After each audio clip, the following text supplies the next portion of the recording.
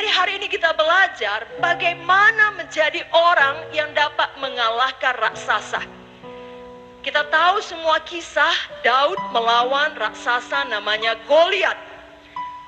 Nah, kita juga memiliki raksasa-raksasa di dalam kehidupan kita.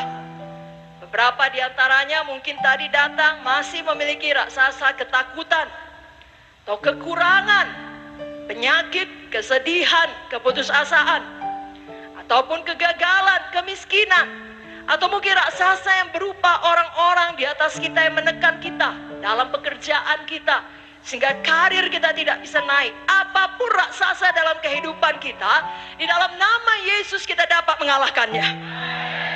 Siapa yang percaya dia dapat mengalahkan raksasa apapun?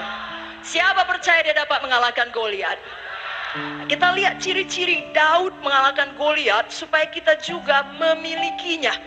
Yang pertama sekali, Daud patuh dan tunduk pada otoritas di atasnya.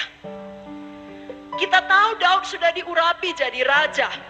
Nabi Samuel datang mengurapi dia. Dalam 1 Samuel 16 ayat yang ke-7 dikatakan, Tuhan berkata pada Samuel, karena abang-abang Daud lewat, Samuel mau mengurapi mereka, tapi Tuhan berkata, jangan pandang parasnya, jangan pandang perawakannya yang tinggi, aku telah melihatnya.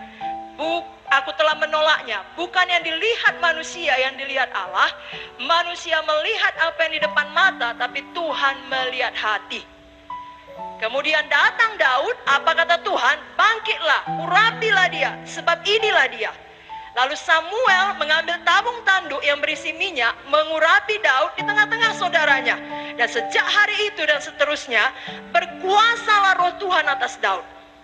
Jadi jelas Tuhan melihat hati Daud. Tuhan juga melihat hati kita malam ini. Itu adalah modal untuk mengalahkan raksasa kita. Katakan amin. Dan ketika Tuhan melihat hati Daud, melebihi yang dilihat manusia, perawakan, paras, kehebatan luaran ini, Tuhan memilih Daud. Pada zaman itu Tuhan memakai nabi-nabinya, dia memakai Samuel untuk mengurapi Daud. Sekali lagi, Daud jelas telah diurapi di tengah-tengah saudaranya, di hadapan keluarganya, menjadi raja atas Israel. Tapi Daud ini rela jadi pesuruh. Semua berkata pesuruh. Rela jadi pembantu, rela jadi bawahan oleh bapaknya untuk mengantar makanan bagi abang-abangnya. Daud mengerti untuk patuh.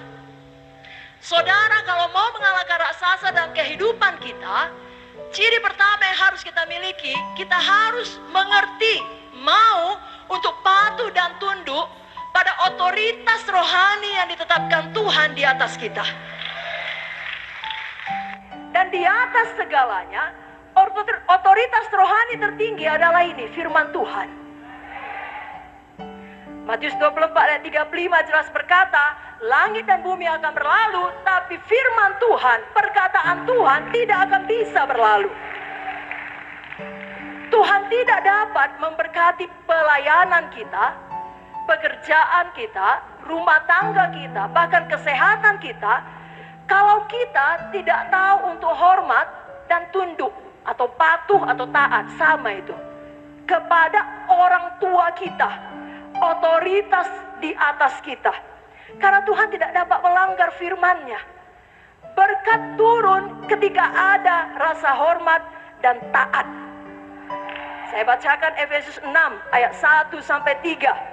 Hai anak-anak, taatilah orang tuamu di dalam Tuhan, karena haruslah demikian. Hormatilah ayahmu dan ibumu. Ini adalah suatu perintah yang penting, seperti yang nyata dari janji ini, supaya kamu berbahagia. Katakan, supaya saya bahagia.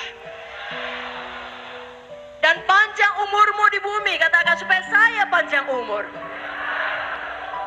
Kalau kita kesana kemari memiliki satu hati yang berontak, satu hati yang keras, tidak bisa kita mengalahkan raksasa kita. Karena kita berlawanan dengan Efesus 6 tadi. Kita coba lawan jalan Tuhan. Tuhan, ada masalah saya, ada raksasa saya, tolonglah Tuhan. Tapi dalam hidup kita, kita teruskan dosa kita. Kita teruskan pemberontakan kita. Kita teruskan kesalahan kita. Bukan Tuhan tidak mau menolong. Karena bagi Tuhan lebih penting mengubahkan hati kita daripada mengubahkan keadaan kita. Jadi mari kita luruskan hati kita seperti Daud. Ada dua perkara di dalam Efesus 6 ayat 1 sampai 3 ini. Yang pertama taat atau patuh atau tunduk. Yang kedua hormat. Keduanya harus kita kerjakan. Tuhan Yesus sendiri taat, patuh, tunduk kepada kehendak Bapa. Tuhan Yesus tidak mengerjakan sesuatu dari kehendaknya sendiri. Kenapa demikian? Karena Tuhan tahu ada berkat yang besar dari tunduk, dari taat, dari patuh. Tapi Tuhan juga tahu ada konsekuensi yang tidak baik bila kita tidak menghormati otoritas. Dan konsekuensi itu akan semakin berat seiring dengan bertambahnya umur kita. Tuhan tidak mengatakan kita menyetujui semuanya, tapi harus hormat. Ada amin? Kalau ada kita di sini tidak mau dinasehati oleh pemimpin kita, itu juga tidak hormat. Bahkan itu tidak patuh. Dan kita harus bertobat.